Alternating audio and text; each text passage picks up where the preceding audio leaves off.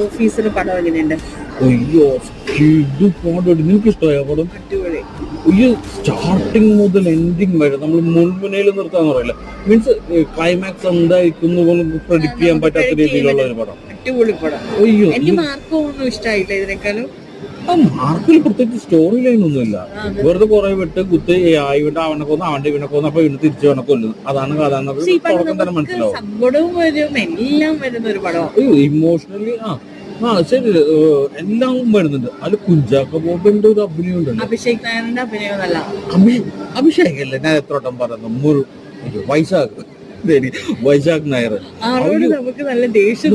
ആ ഒരു വില്ലൻ ഗ്യാങ്ങിനോട് നമുക്ക് ശരിക്കും ദേഷ്യം തോന്നുന്നു പറയില്ലേ, അത് ഈ വില്ലൻ ഗ്യാങ്സ് ശരിക്കും അത് അഭിനയിച്ചത് ജീവിച്ചത് പോലത്തെ ഒരു ഫീൽ തോന്നി നമുക്ക്. അടിപൊളി പടം. അപ്പൊ എല്ലാരും പോയി കാണേ. സൂപ്പർ പടം, ഒരു രക്ഷയില്ല.